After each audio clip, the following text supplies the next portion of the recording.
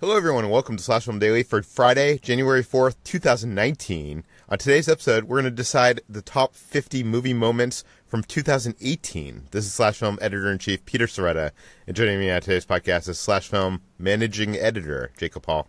Hello, hello. Weekend Editor Brad Oman. Hey, that's me. Senior Writer Ben Pearson. Hey, what's going on? And writers Hoai-Tran. Hey everyone. And Chris Evangelista. Hi. Okay, so we're having an unusual episode on today's podcast. We're kind of letting you in to the Slash Film Writers' Room as we discuss and try to narrow down the top 50 greatest movie moments of 2018. And I'm going to hand things over to our managing editor, Jacob Hall, who is going to be the ringleader of today's activities. So go ahead, Jacob. Thanks, Peter. So, as longtime readers may know, we do a list at the end of every year where we recount our favorite scenes, moments, and sequences from the year in film. And normally this is all done behind the scenes, but this year we thought we're going to hash it out in public. You guys can see how the sausage gets made. You can see how a feature comes together. You get to hear the arguments, the debates, disagreements, and it should hopefully be really fun. Give you an idea of how much work this is going to be. We want to have a top 50 moments, but we currently have on our master list of suggestions 107 moments. So we're going to be cutting more than half of these movie moments down for this list. And so what we're going to do is we're going to go through a series of trials where we're going to cut some, keep some, cut some, keep some, and just sort of try to winnow it down to the moments that matter the most to us individuals and matter most to the site. And we should give credit where credit is due. I think this is inspired by a video game podcast you listen to. Yes, the format I'm stealing from here. GiantBomb.com, my favorite video game website, does the end of year podcast every year, and I've always wanted to do similar things with a movie podcast, with a movie site, and so I'm kind of leaning a little bit on ways they've done this in the past, and borrowing some of their techniques, and I hope you guys enjoy this because I hope this gives you an idea of not only how a feature gets made, but hopefully it'll be some fun and enlightening discussion, and also. We're going to get into spoilers. We're going to do the best we can to not spoil entire movies, not give out entire plots. But anything from 2018 is on the table here. If it was released last year, we may talk about it. And we'll do the best we can to give even more explicit warnings if we start to, dig deeper into a movie. But this is your initial warning that, be prepared to skip, fast forward, mute, or maybe just stay this podcast for a little bit down the road if you have some major movies to see. Yeah, if you don't know what happens at the end of Avengers Infinity War, you might just want to turn off this podcast at this point. All right. So we're going to have a complete list of all the moments that we're starting with in the show notes. All right. So what we're going to do now is I want to just run through a few things about a few entries that we all feel just shouldn't be here. They're added as jokes that maybe we'll get a brief mention to, and we'll quickly throw them out. So I'll go and start with one from Halloween, which is Laurie traps Michael, which was my entry in here. But I think Judy Greer's gotcha moment, which comes shortly afterward, is much better. So I want to leave Judy Greer's gotcha moment, but cut Laurie traps Michael. Is that okay with everybody? Yes. Yeah. Yep. All right. I also feel that the falling in love scene in the forest from Border is very good. But the sex scene, I will argue passionately for the top 50. So I'm going to cut the falling in love in the forest and save my energy for the sex scene. I want to cut the 5 boroughs of New York from Gotti. Chris, do you want to explain the scene real quick? Don't you dare cut that. Yeah, can you explain what the scene even is, Chris? All right, so, technically it's spoilers for Gotti coming up. Yes, please. In the beginning of the film, Gotti narrates the movie from beyond the grave. Like he flat out tells us he's dead, and then he mentions he had control of all the 5 boroughs of New York. And then not much longer later, there's a scene where a guy tells him, in order to take control of the mob, you need to control the 5 boroughs of New York. And then he lists all the 5 boroughs as if someone living in New York wouldn't know what they are. So it's a great scene, and I insist it stays on the list and go to number 1. Wow. Chris, can we please cut Gotti? All right. Okay. I'm also going to throw up a sacrifice. Laura Can't Believe Is Getting Worse from Tomb Raider.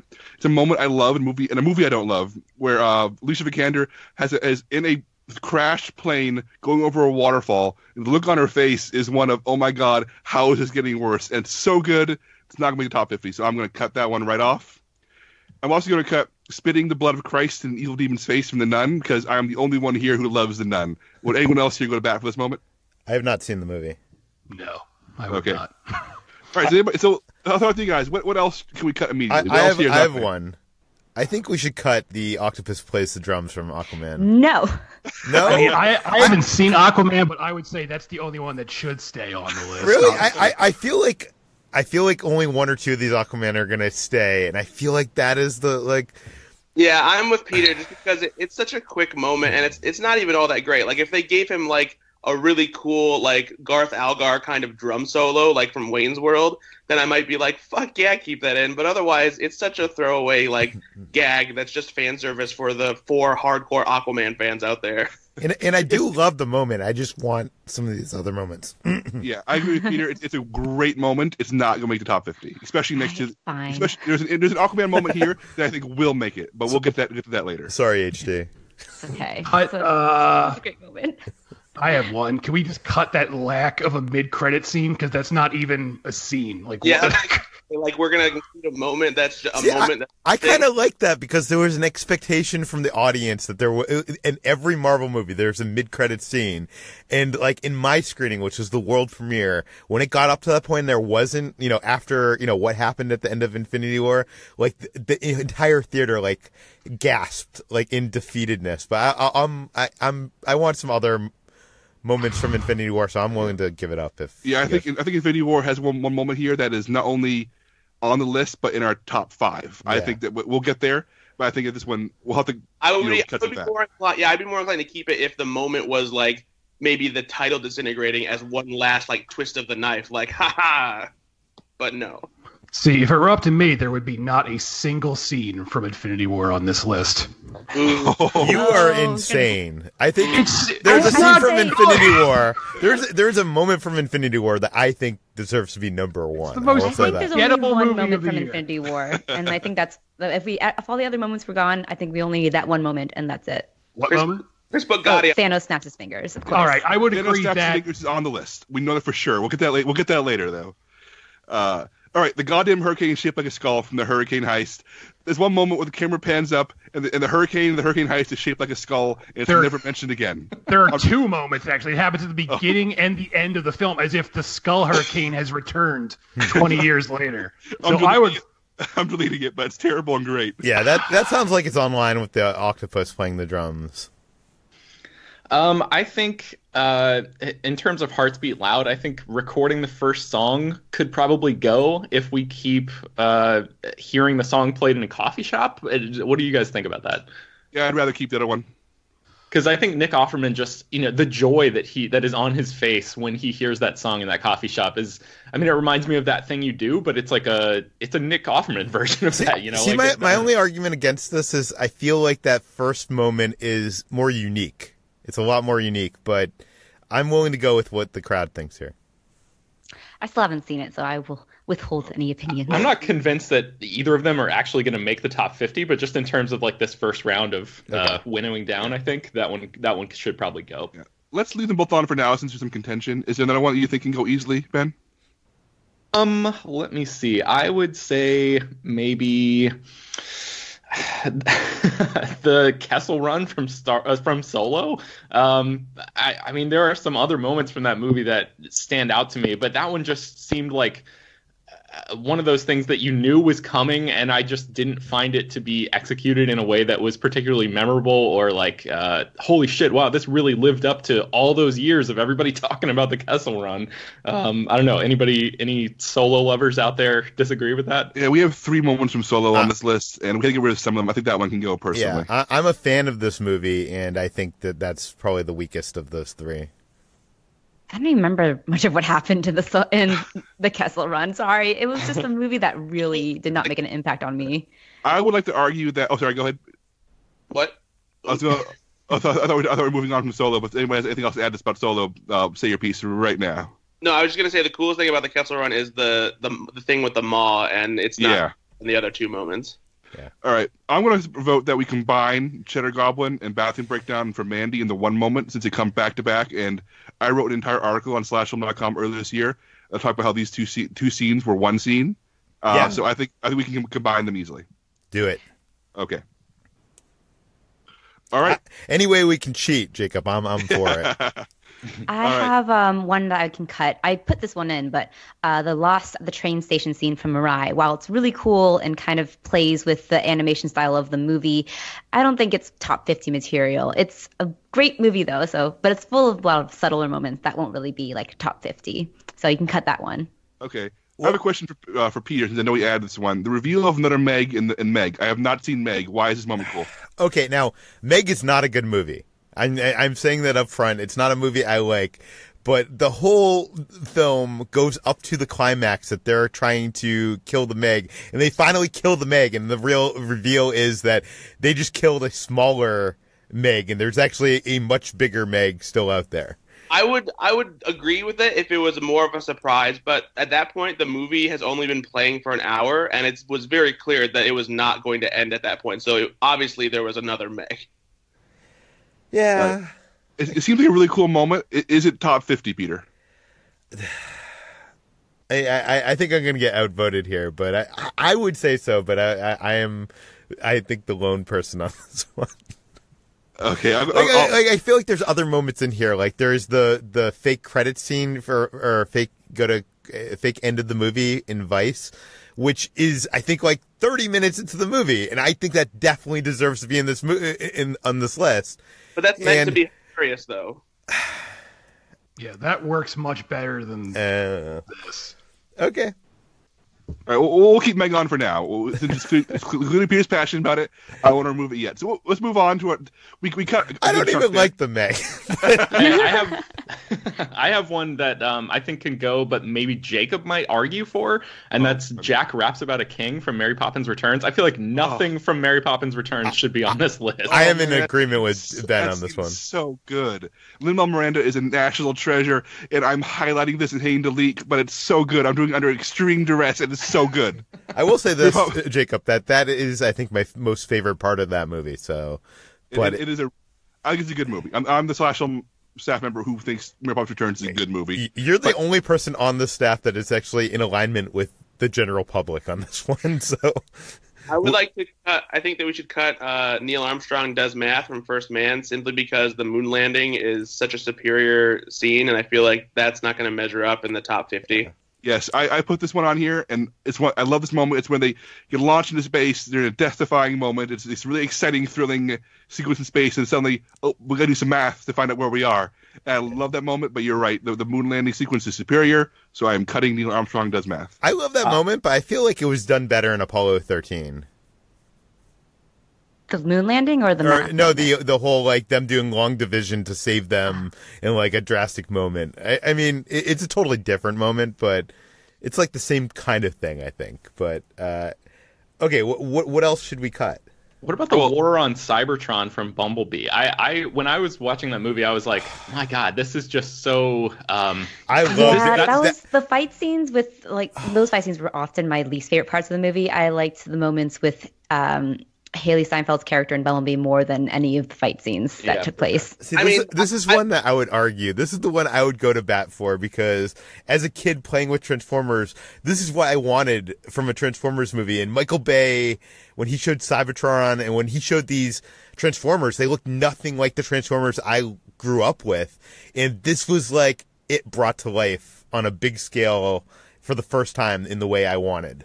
Yeah, I actually put this on here, and while I'm not entirely sure it has the power to make it to top 50, I do think the sequence is great simply because it corrects the problem that what Michael Bay did with the Transformers, where they were indistinguishable from each other. But this, like, immediately from the get-go, not only does it take you to Cybertron in a way that we haven't seen before because Michael Bay ruined it, but it also shows us the new design for the Transformers that go back to the Generation 1. It has Soundwave, come on.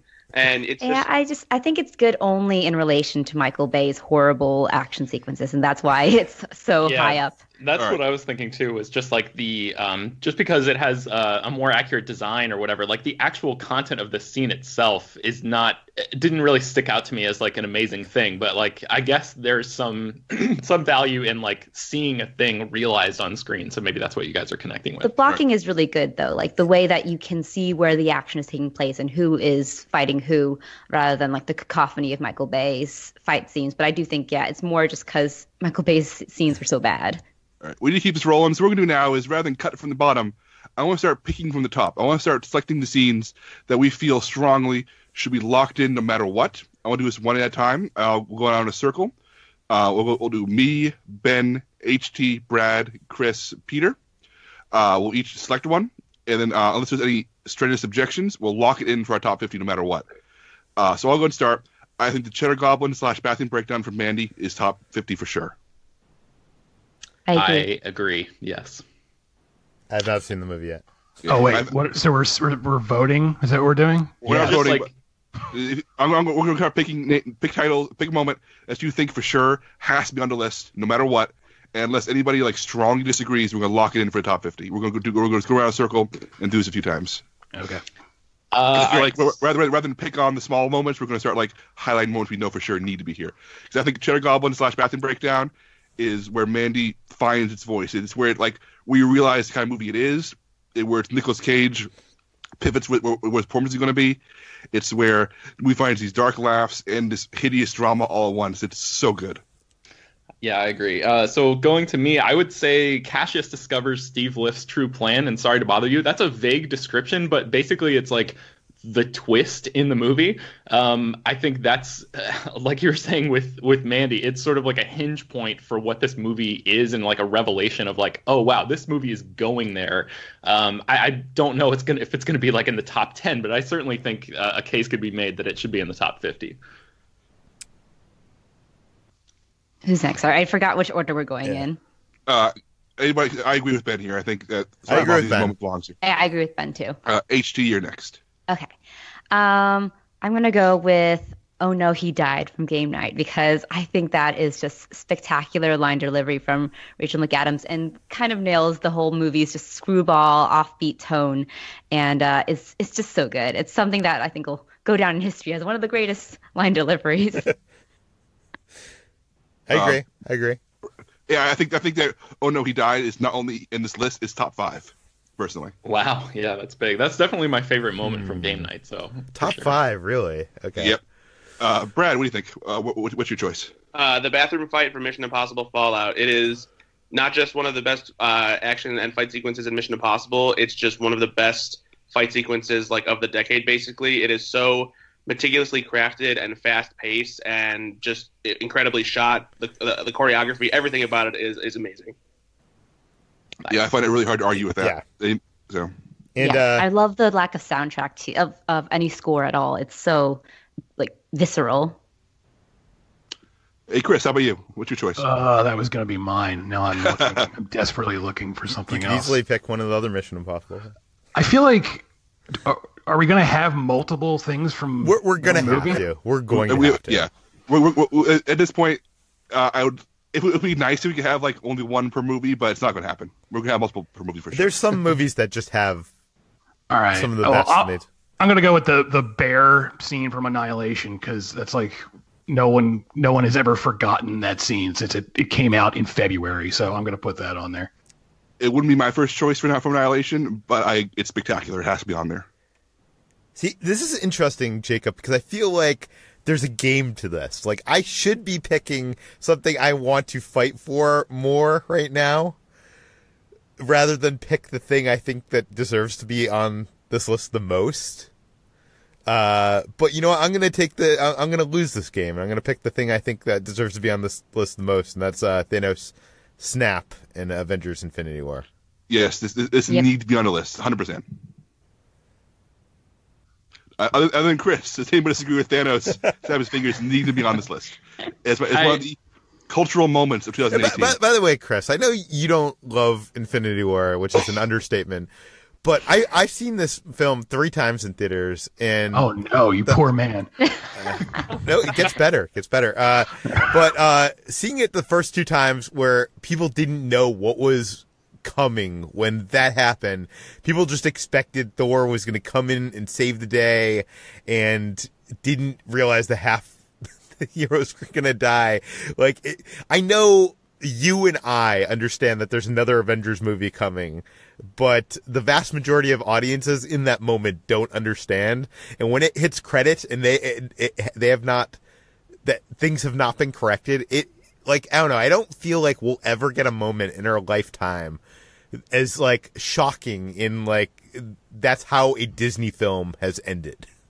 And I will say, too, even for some people who understand that, like, how these kind of movies work, like, for my press screening, there was one critic who audibly, like, scream gasped when Black Panther started disappearing. Like, he lost his shit. All right, well... Yeah, you're all right. I agree. Infinity War is a bad movie. All right, back on to me. I'm going to go ahead and pick Collin's final rap from Blindspotting. For those of you who don't know Blindspotting, this is main character, played by Daveed Diggs, raps his thoughts and like sort of raps to himself at the movie. And in the climax, he finds himself face to face with somebody. And he has this soliloquy, this long monologue he delivers through rap. And when I saw this at South by Southwest, you could have heard a pin drop in the theater. There's so much anger and rage and sorrow in this rap, and I couldn't believe what I was seeing and how well executed it was. Ben, I know you're a fan of this moment too, right? Yeah, and that's one of those moments where when I saw it for the first time, I was like, okay, this movie is losing me. But the moment goes on for so long, and Daveed Diggs' performance is so good, and that passion is so raw that it's one of the very, very rare times in a movie where a scene begins, it completely loses me, and then manages to pull me back in by the end of it. So, yeah, I think that's definitely one of the moments of the year for me. All right, Ben, do you have another moment you want to pick? I would say the final 5 minutes of BlacKkKlansman. My wife watched that on a plane as we were coming back to LA from Florida over our Christmas vacation, and I was doing something else, and I looked over and happened to sort of watch by proxy, like through her screen, just the last few minutes of that movie, and it was so powerful, even without any of the words, just the imagery that Spike Lee chose there, the way that whole story plays out and really leads to that last 5 minutes of actual footage from the Charlottesville protest riot, whatever the hell you want to call that, a disaster from 2017, I think it was. Man, yeah, and just the way that that imagery draws a direct line between the KKK of the 1970s that the movie was portraying and what is happening in our country right now. I think it was really powerful. Yeah, I think this is an amazing moment. I do think this movie is overrated, but I think if you were going to pick anything in this movie that is transcendent, it's that ending. HT, how about your next pick? My next pick is the first Shallow performance from A Star Is Born. I think This is definitely one of the moments of the year, the ones that elevates the entire movie and basically defines what makes that movie so powerful and such a pop culture phenomenon this year. Yeah, agreed. It's never as good as that moment. It's so good, the movie can never get that good again. Yeah. That's the one problem with it. Yeah, that is the problem with that movie. It all goes downhill. Yeah. All right, Brad, how about you? Instead of picking something that I know belongs on the top list, I'm actually going to play the game as Peter Tiggett, and I'm going to pick the final rap battle from Bodied, because I think it is relentless and so funny and powerful, and just it really just brings everything together. It's full of some incredible lyrical writing, and it's just a sequence. Every time I watch it, I'm just in awe, and I love the scene so much. Right. I've seen Bodied as well. Who else here has seen Bodied? I saw have not. I'm the one person that didn't like Bodied, so I think Bodied is great. It barely missed my top 10. I would support Brad on this. Does anybody have any strenuous objections to us including the scene in the top 50? I feel like I don't agree, but I'm not gonna be that asshole who. On this one, it's not a. I don't know. I'm not going to. Brad, is there some opposition? Do you have a backup choice from that one that you'd pick if this one was declined? Do I have a backup choice? Yeah, what would you pick again? Just out of curiosity, if you couldn't pick this one. If I can't pick this one, then I would go with the death of X-Force in Deadpool 2, because it's one of the most hilarious, unexpected moments that I think comes from that movie. See, I think that one's more unanimous, right? I think we all agree it's a great moment. I can actually haven't seen Deadpool 2 yet. Oh, wow.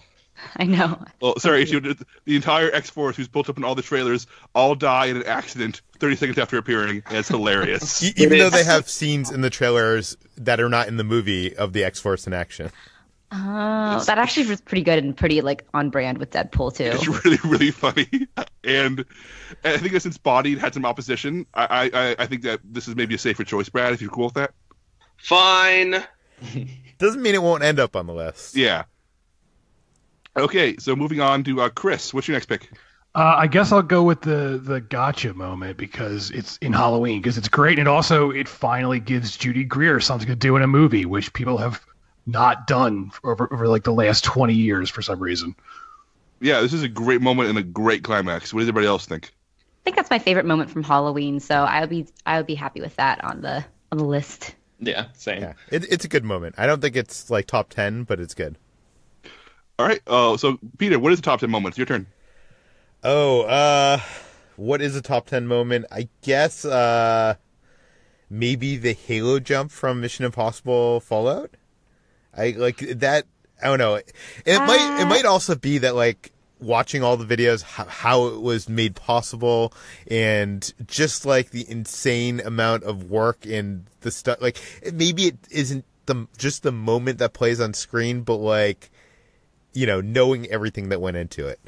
Yeah, I'm torn on picking this over the helicopter sequence simply because even though it is awesome to know that Tom Cruise actually performed this Halo jump, the sequence itself isn't nearly as exciting. I think one of the reasons that it works so well is because they shoot it in a way that you don't normally see skydiving sequences done like this, because you see the ground coming towards you faster and faster, and it's really effective.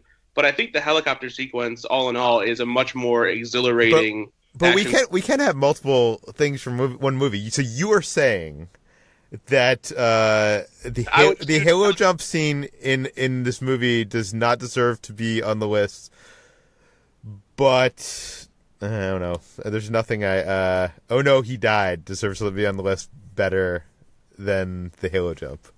I'm just considering the fact that like we'll definitely have 2 Mission Impossible moments on there. I mean, all 3 could conceivably make it, but I think the helicopter sequence is better than the Halo jump sequence. I agree with Brad. I agree with Brad too.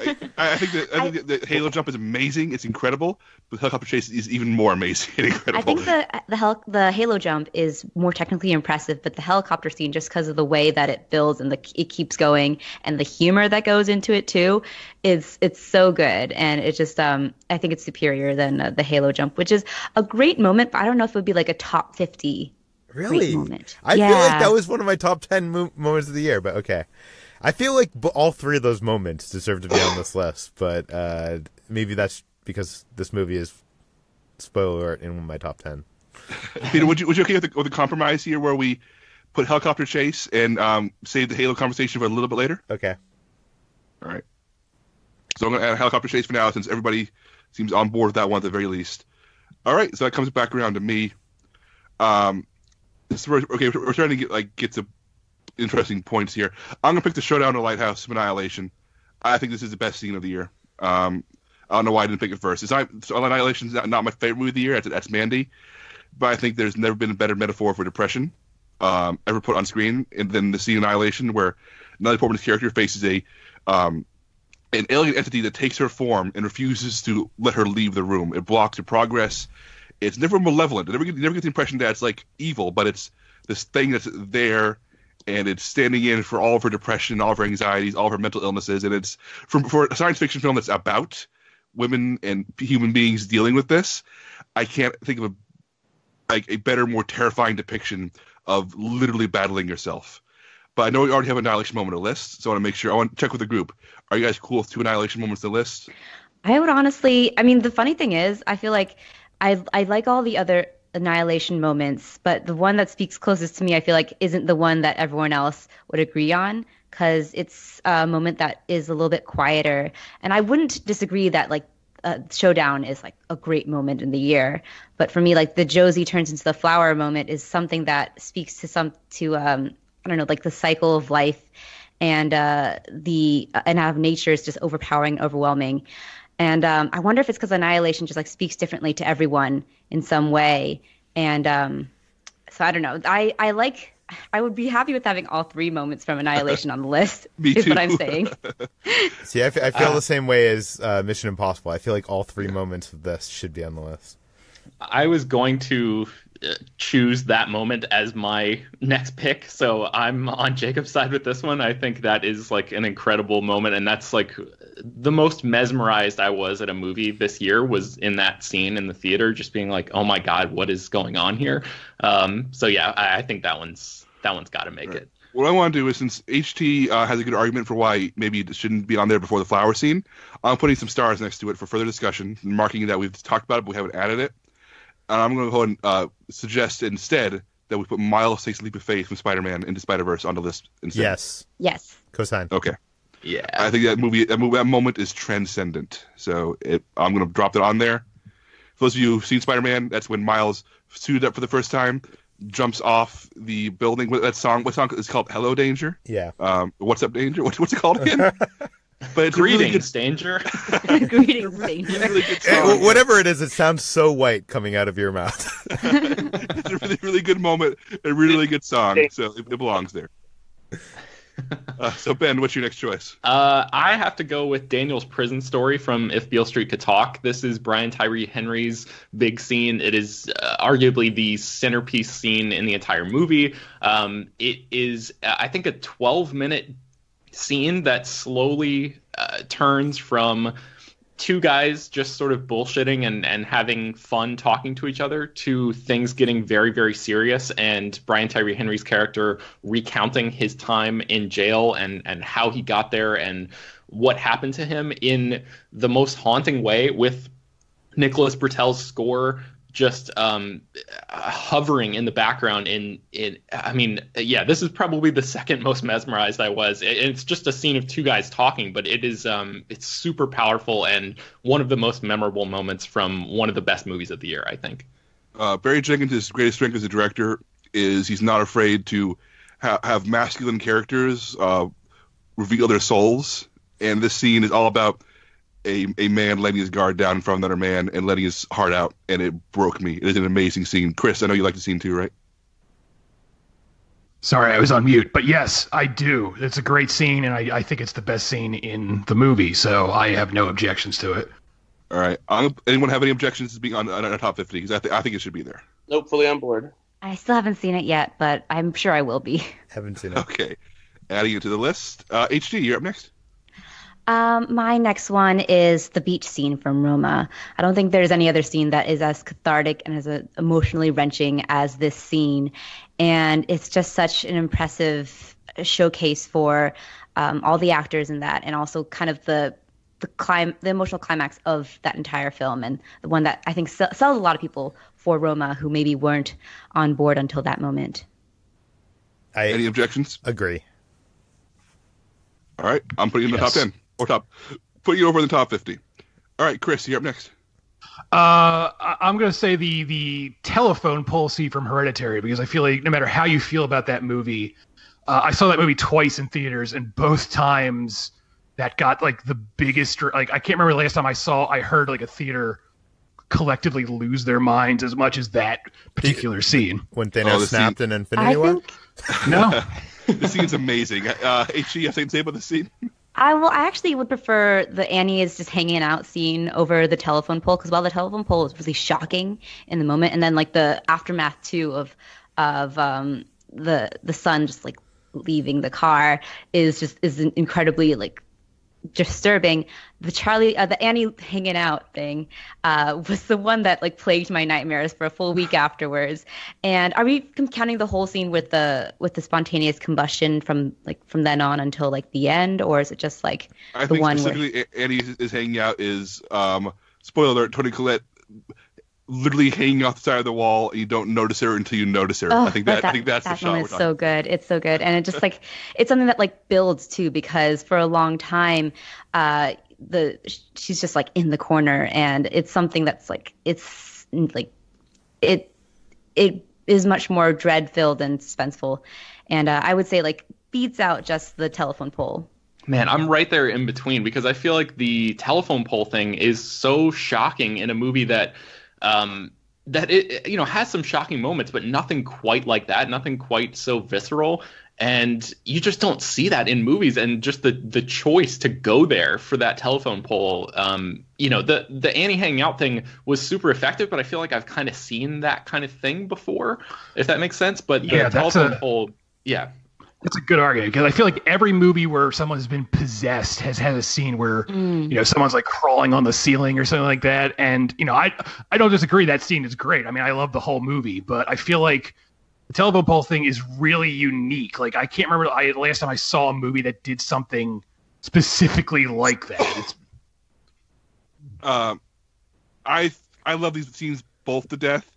I'm going to side with Chris and that Charlie loses her head, only because I'm also in my brain space including the follow-up shot of Charlie's head lying on the side of the road with ants crawling over it, or cutting from Toni Collette's screams of pain and the music just creeps in over it, and it's just this nightmare. It goes from being this sudden moment of violence to like the aftermath of that violence is so horrible.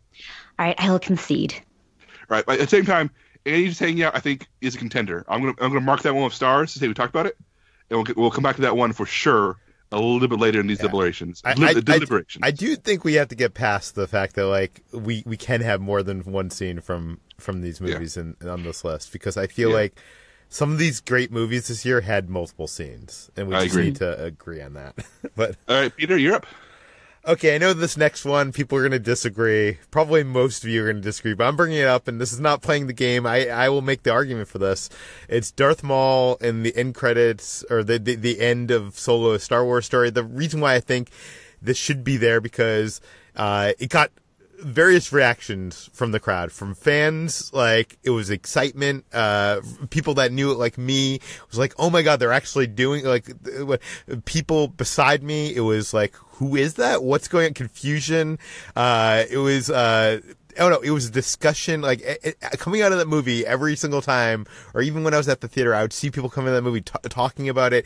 Like, it was, you know, maybe not talking about it for the best reason, like, you know, explain this to me, how is he still alive? But I think it was one of the most talked about moments of this year.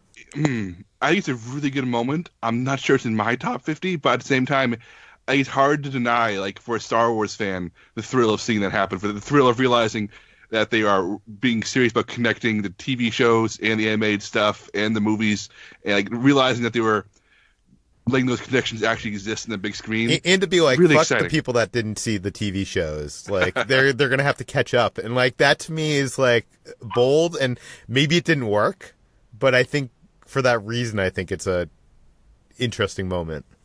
I'm willing to back this, but I want to hear from everybody else. I'm totally in favor of it, just because I was absolutely floored by this twist. It's a huge thing, regardless of my disdain for the prequels. Just the idea of bringing Darth Maul back in this moment and creating this larger, villain presence that really expands the scope of what could happen in the Solo movies, even though we're probably not going to see what the original plan was for that, was just such a fascinating thought and a shocking reveal. And I'm against it. I think as someone who's not very familiar with the animated shows, this just seemed to me like it was bringing back a character who I never really connected with in the prequels either. And I think a lot of people mostly connected with because he looked cool. And I just don't really... Well, in the TV shows, they give him a lot more to do. Yeah, so, like, but then like that's also like in the TV shows, it requires like a larger experience and a larger like connection to the Star Wars things. And I think as someone, for like a large portion of people who don't watch the TV shows, this is a moment that's like, oh, that's cool. I remember him from the prequels. He has a cool like character design, and that's basically it. I agree with H2. I'm glad she said it first, so I don't look like I'm the only killjoy here. But like, if you haven't watched those cartoons or whatever, you're not going to know what is even going on. Like I was talking to one of my friends, and he thought this scene meant the movie was taking place right before episode 1. And he was like, I don't understand how that makes sense. And I was like, ugh, I agree. And that's stupid. So that I agree that it's cool, that it's shocking that he just shows up out of nowhere. But I also feel like it's like shocking for the sake of being shocking. Like, remember this guy? Here he is. And then the movie ends. Like, I feel like if it happened earlier in the film and they did more with him, I would like it. But it's literally like a one and done moment. So that's where I stand. I think I'm kind of right there with HT and Chris. If there was more to that character in that movie, I think I would have been way more on board with it. But to me, it just feels like a tease for something that may or may not ever actually materialize. And I understand how it has a lot of power for Star Wars fans in that moment, just the sheer recognition. But beyond that, in terms of like, but you don't what think it like means coming out of that movie, like even you who didn't like I feel like it's a discussion point. It's something we were talking about. It would, like, even if you didn't like the movie, like it's something like it was a moment that happened in 2018 movie history that like people were talking about this year.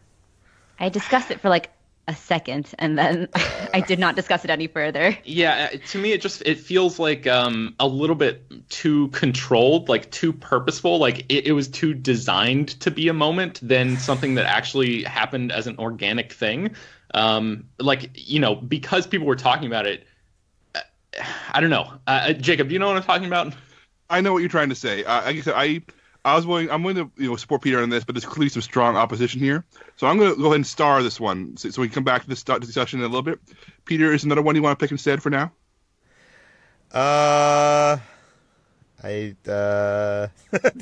Obviously I wasn't thinking of a backup. Come back to me after the next person. Okay. Well, the next person is me. And I am going to go with the Mother Suspirium arrives in Suspiria. This is the very end of the movie where a giant ritual is going on. Mother Suspirium, the ancient witch who's been discussed much in the movie, arrives. Heads start exploding. Bad stuff starts happening all throughout this ritual.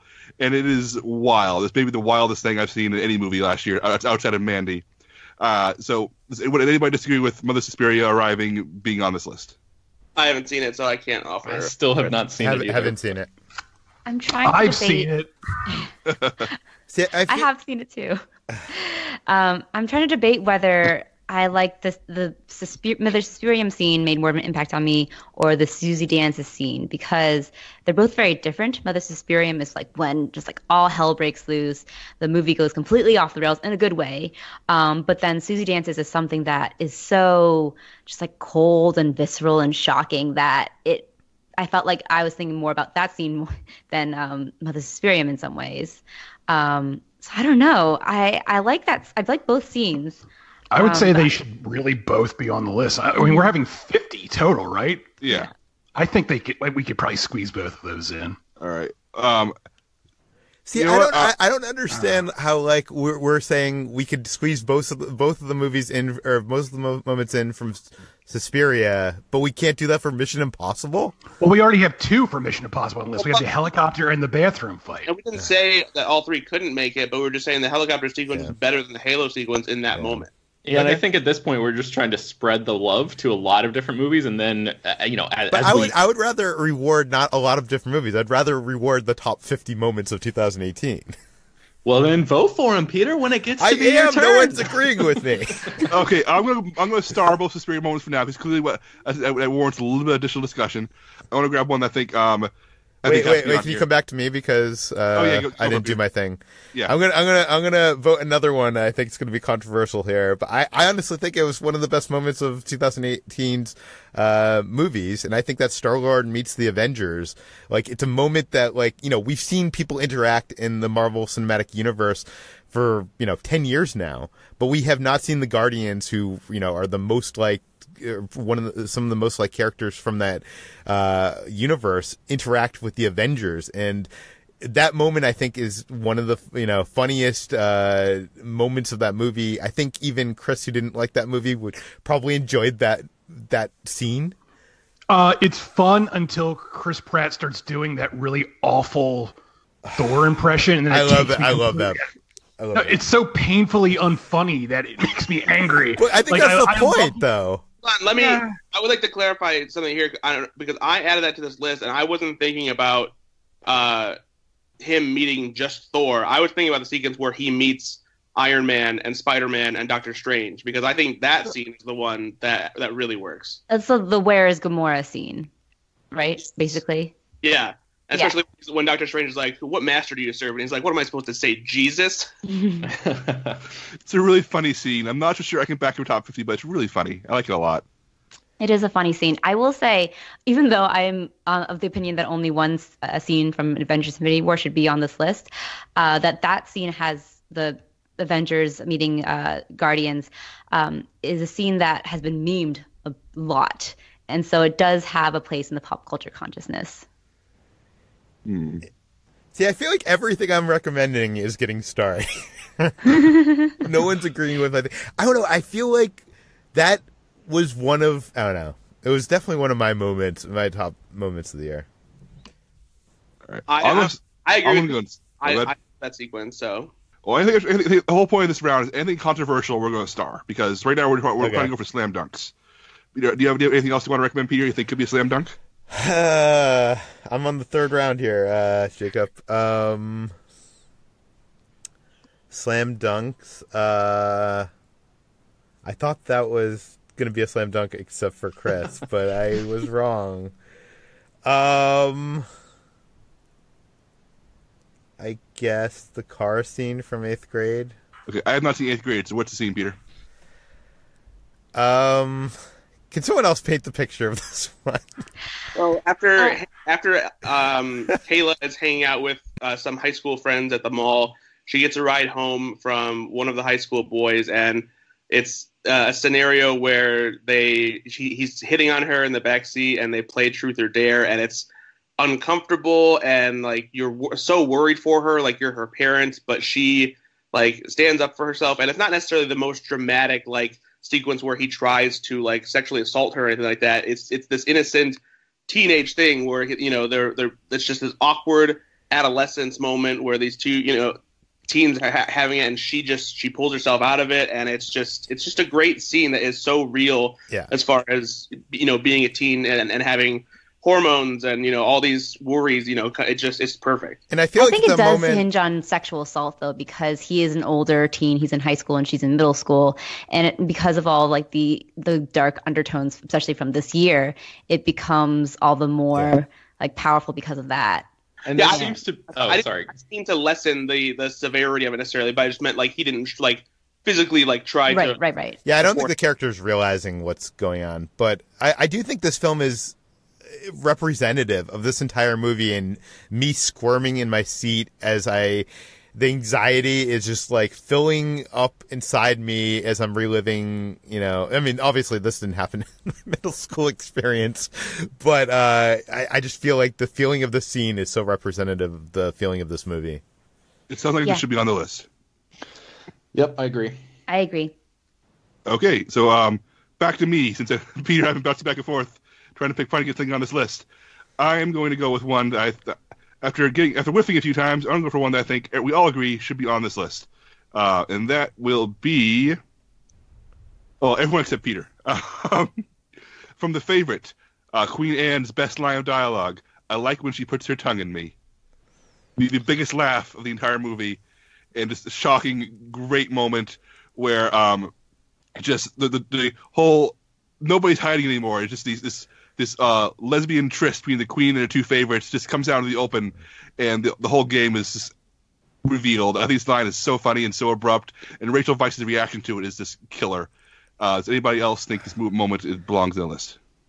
Well, I like that scene a lot. I would say that The Favorite is definitely the dance scene is probably the superior one in The Favorite, just because it's so ridiculous and so funny, and like also like darkly comic too, because at the end of that, the Queen Anne like storms out and has like a breakdown, and it's such a good scene. I like when she puts her tongue in me, but I feel like that is just is on the level of like all the other moments versus like the dance scene. It's like a much higher level. Yeah, I agree with HT. I think the dance scene is like elevated, and then that line of dialogue, the tongue line, I feel like there are 10 other lines that could easily go there.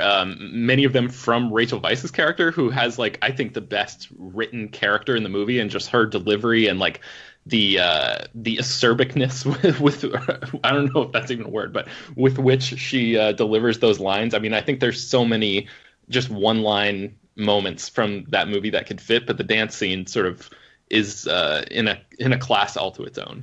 See, I feel like both of those scenes should not be on this list.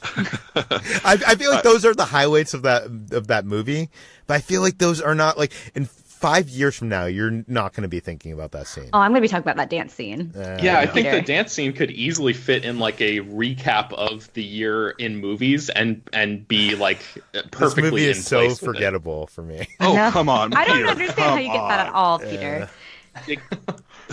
How about this? I'm going to compromise here since you've been bouncing back at me for a long time. I'm willing to put up the dance scene instead of the tongue line. I would have the support of everybody except for Peter on that one. The funny thing is, I actually think that the line is better than the dance scene. But damn it, Peter! They're breakdancing, Peter. It's I don't think either deserves to be on the list, but I think the line is funnier. Well, I'm going to put the dance scene into our list because I feel like Ben and HT and I know kind of Chris talked about the scene in the past. I want the favorite on this list somewhere. As long as one of those two scenes, I'm happy, and I think that one has more support. So Ben, your turn. What belongs on this list? I have something that's completely non-controversial. Eric Killmonger's final words from Black Panther. I feel like we all can probably agree on that one. Yes. Okay. Does anybody disagree? No. Okay, HT, all right. Your turn. All right. I am going to go for the Mahjong game in Crazy Rich Asians. This is a scene that I feel like is another like pop culture moment from this year, and it made such an impact both on people of Asian American descent, but also people who were watching it and didn't really know what was going on in this scene, because it is about that sort of division between the Asian American identity as experience versus the Asian experience, and sacrificing what you love for the sake of the person that you love. And it's so good, and Michelle Yeoh is so great in it, as is Constance Wu. So I will put that vote down for that scene. It's the best scene in a really good movie. It has my support. Anybody else? I agree. It's the best scene in that movie. All right. Brad, you're up. Since it's only one of two moments from a documentary, and I love this scene so much, I'm going with Mr. Rogers' testimony in front of the Senate subcommittee to save funding for PBS from Won't You Be My Neighbor. This is a moment that was fairly famous before it appeared in this documentary, but when I saw the premiere of this movie at Sundance, this is the first time I've ever been in a Sundance screening and B, a documentary screening where the audience clapped and cheered during this moment. It is perfect, not just because of where its placement in the movie, but because it's a real moment from history, where Mr. Rogers gave this very heartfelt testimony and passion speech, and turned this grumpy, contrarian Senate subcommittee leader, senator, from defunding PBS to giving them the money that they needed in order to keep children's programming alive on the network. I watch this YouTube clip about once a week because it gives me strength and inspiration. So I think that it may be one of the great moments in pop culture history. So I have no arguments here. What does everybody else think? I don't think anybody's going to disagree on this one. Who's going to yell at Mr. Rogers? I think oh, never mind. I'm not even gonna mention it. So move on. No. Say what you're going to say. I was just going to say the only thing that I agree that the moment is great. The only thing that might be a case against it is because it happened before. It's not directly from this movie. It's like archival footage that has existed for a long time and has been a popular piece of footage for a long time. So maybe that could be the only thing against it. But I agree that in the context of the movie, it works really well too. So it should be on the list, I think. Okay, Chris, you're up. I guess I'll go with the moon landing in First Man, because did we say that already, or is that on the list? No, not yet. It's not. And it belongs there for sure. Yeah, I feel like that movie, for one thing, the movie's better than I gave it credit for being when I first saw it. But when I first saw it, even when I was slightly underwhelmed by it, that scene is the scene that I love the most. Yeah, can we also say that includes the scene with the crater? Right. Yeah, I meant like the whole, like literally the entire sequence where it opens up in IMAX and it ends with him throwing a certain item into the crater.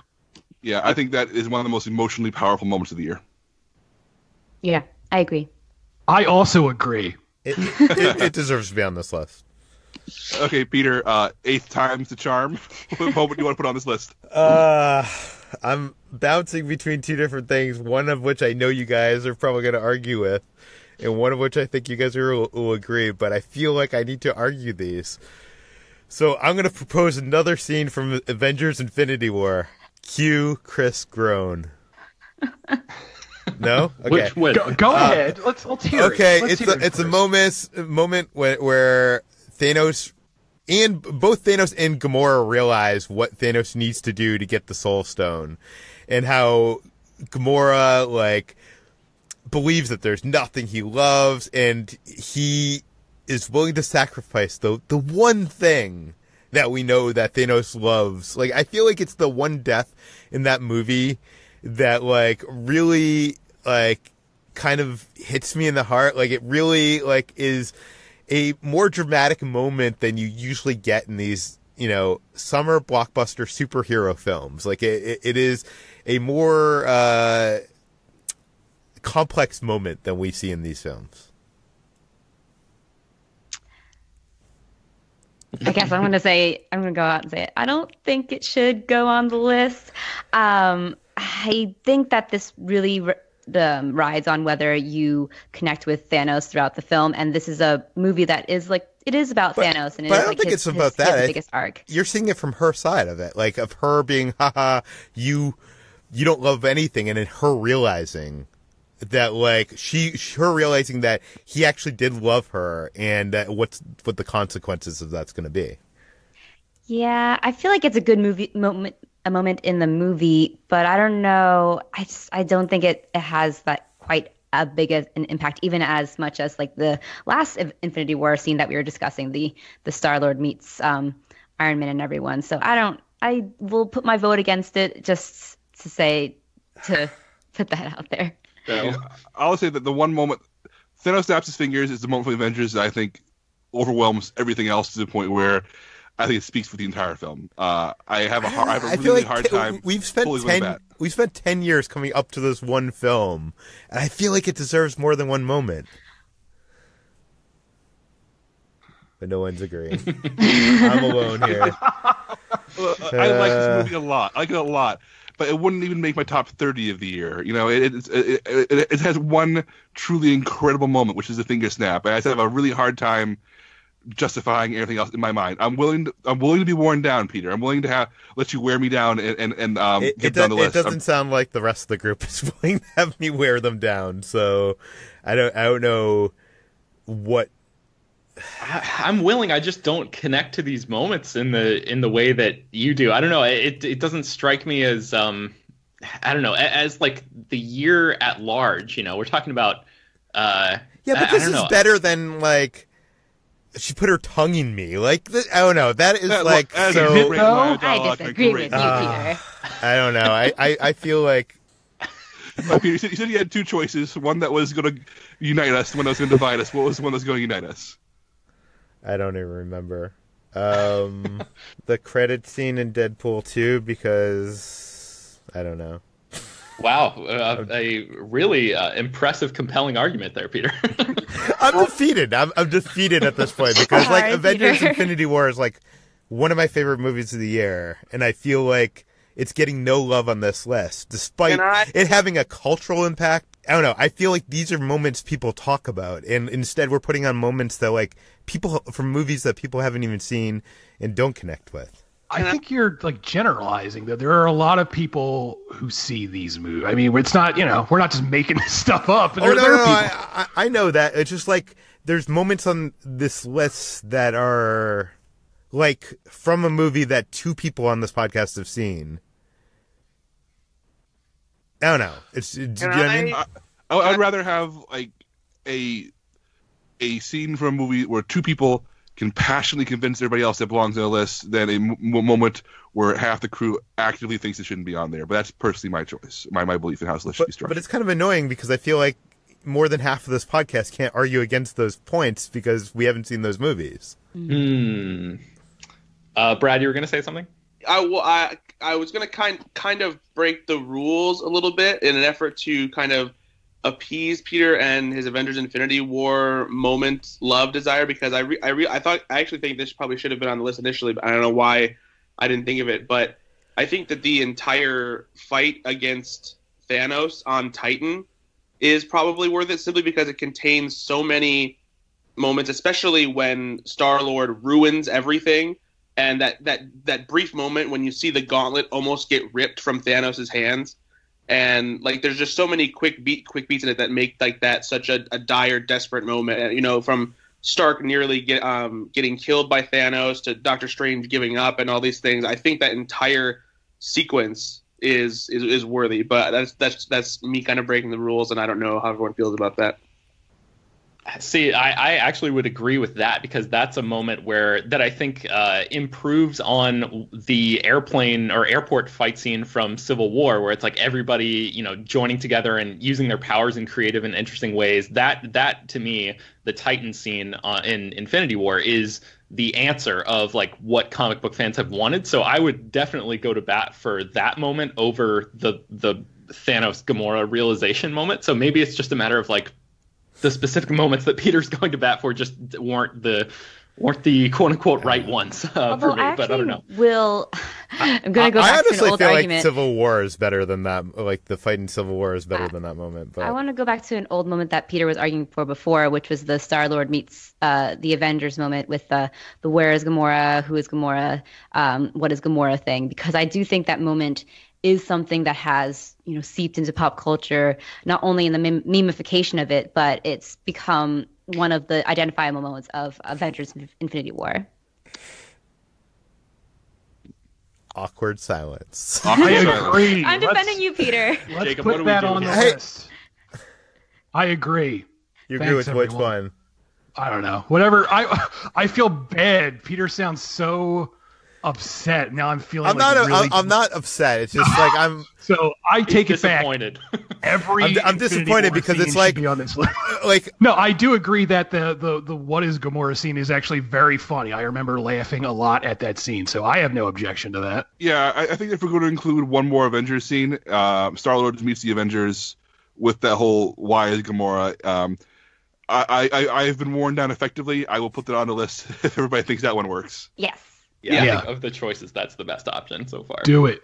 I mean, I voted for it initially, so I approve. Yep. Yay. All right. So, good job, Peter. One of your choices made the list. I'm very proud of you. I've worn everybody down. I am a success. All right. So, by the way, I was with someone last night who was so angry, Chris. Every single time that you say that you hate superhero movies. I never said I hate. They were like, I'm not, or I don't. I forget what they were like. Fuck him and his horror movies. Wow. I have never once said I hate superhero movies ever. That would be a stupid thing to say because they encompass such a broad range of types of movies. He quoted you. I forget what the quote was. Well, you better get my quotes right. Whoever this Spider-Man review where you're like. Or you're like, no other superheroes movies except for this one. No, the argument I made in that review is I wish more superhero movies would follow this example and do something innovative instead of doing the same goddamn thing over and over again.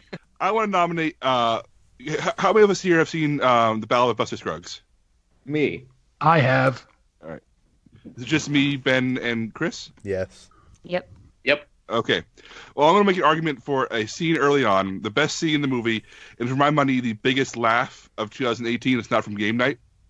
That is the death of Surly Joe, or Curly Joe as he's credited, but the song refers to him as Surly Joe, which is where Buster Scruggs, a singing, dancing, murderous cowboy, walks into a saloon without his weapons, and Clancy Brown, playing Surly Joe, draws on him, and in a move out of Bugs Bunny, lifts his boot, hits the table so hard a plank from the table rises up, hits his gun, and repeatedly shoots Surly Joe in the face with his own pistol because he's tapping the table with his boot. It is literally something you'd see Bugs Bunny do to Elmer Fudd, except that a man dies and there's tons of blood and it's followed by a huge musical number. And I've never laughed. I didn't laugh harder at anything last year.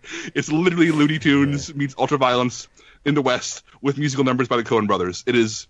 I feel like it has to be on the list unless anybody really hates this moment. It was so unexpected for me. I think that's one of my favorite moments in the movie. Chris, did you like that part? Yeah, I think that's literally the best. It's like all downhill after that moment because it's so good. I know that Peter and HT said they hadn't seen this yet. Does this sound like something that belongs to the list, or do we need to maybe table it for now? I'm fine with it. I think I remember people talking about that particular moment post like the release of Buster Scruggs and saying that it's the only good like segment of the entire movie. Yeah, I don't love the movie, but I think the first segment and this scene in particular are remarkable. Like they're some of my favorite Coen Brothers moments ever in a pretty okay Coen Brothers movie. Yeah, I think it's got to go on there. All right. So this brings us to we have 24 on the list right now. What we're going to do is we're going to get to number 25, end this episode, and come back and finish these debates at a future time. So Ben, you have the honor of picking our 25th slot. All right, so I'm going to pick a moment that should surprise absolutely no one. I'm going to choose a moment from Searching. I'm going to say it's the opening scene in Searching, which I think really encapsulates what the movie can do as a whole, but just in a few minutes of prologue, where it basically establishes all of the relationships in the key family in the movie, and it paints the adolescence of Margot, who is the teenage daughter who goes missing later in the film. It sort of tracks her from a very young child all the way up through high school, and it paints this portrait of her family and her relationship with her mom, and her mom getting cancer and eventually dying. It is heartbreaking. It is so effectively done, and it's reminiscent of Up, the famous sequence from Pixar's Up that is one of those things that sort of transcends the movie, and everybody, when you talk about that scene from Up, everybody knows what you're talking about there. I think this scene from Searching is the modern computer equivalent of that, because it all takes place on computer screens. It is a really, really great moment. I think arguably the best moment in the movie, even though I obviously love the whole thing, but I think it starts out incredibly strong. I agree with everything Ben said. Go ahead, Peter. The only reason I didn't bring this moment up is I didn't want to waste one of my entries because I knew Ben was going to bring it up. So I 100% agree. Yeah, Ben's been banging on the Searching drum since January of last year with we saw this at Sundance, and I feel like to not have Searching on this list after all of Ben's passion for it would be a crime. So it needs to be on there. All right. So that brings us to our current 25s, not top 25, just our current 25. Let's see, Ben, how would you read want to read the top 10 of the first 10 of those? Sure, yeah. The Cheddar Goblin bathroom breakdown from Mandy. Cassius discovers Steve Lift's true plan from Sorry to Bother You. Oh no, he died from Game Night. The bathroom fight from Mission Impossible Fallout. The Boar monster from Annihilation. Thanos snaps his fingers from Infinity War. Collin's final rap, Blindspotting. The final 5 minutes from Black Klansman. The first shallow performance from A Star is Born. And the death of X-Force from Deadpool 2. And HG, how about 11 through 20? Judy Greer's gotcha moment from Halloween, the helicopter chase from Mission Impossible Fallout, Miles takes a leap of faith, Spider-Man Into the Spider-Verse, Daniel's prison story, If Beale Street Could Talk, and the beach scene from Roma. That was okay. 15, right? Yeah. 20. Oh, 20. Okay, sorry. You owe me 5 more. Charlie loses her head. Hereditary. The car scene from 8th grade. The dance scene from The Favorite. Eric Killmonger's final words from Black Panther. And the Mahjong game from Crazy Rich Asians. And I'll round out the final 5. Mr. Rogers' testimony in Won't You Be My Neighbor. Neil Armstrong lands on the moon in IMAX, First Man. Star-Lord meets the Avengers Infinity War. The death of Surly Joe, the Battle of Buster Scruggs. And the opening scene from Searching. All right, so we still have a ways to go. We have 25 more slots to fill. And as you can see, it's getting contentious. And this is what I wanted out of this. For those of you listening, we're all friends. We're all coworkers. We're all colleagues. We're going to leave this and be fine. So if you hear us arguing or getting angry, it's don't worry. We're not actually mad at each other. We're having a proper discussion. And we hope you enjoyed this because we're going to be back to finish this list up at a later date. So Peter, how about you take us out here? Yeah, I think we're over our time, so I'm just going to cut it out to say that you can find all of us on slashfilm.com. This podcast, Slash Film Daily, is published every weekday on iTunes, Google Play, Overcast, Spotify, all the popular podcast apps. Send us your feedback, questions, comments, concerns to us at peter@slashfilm.com. Tell us if you liked this segment. Maybe we'll give you more of a look behind the scenes on how we decide these things on slashfilm.com. And please go to our iTunes page, write us a review, give us 5 stars, tell your friends, spread the word, and we'll see you on Monday. And maybe then one of the movies I suggest will actually make it onto the movie moments. Yeah, I thought this was a blast, guys. Yeah, it was fun. This is actually a good way to do it. I like this a lot. Yeah, it's been fun. So when we come back for the next episode, whether it's Monday or Tuesday or whenever Peter thinks we should record it, we'll do the same thing. We'll go through and pick out some easy ones to remove since there's definitely some fat on this list again, and then we'll get down to the final 25, figure out what belongs in here. All right. Sounds good. Sounds good. All right, cool.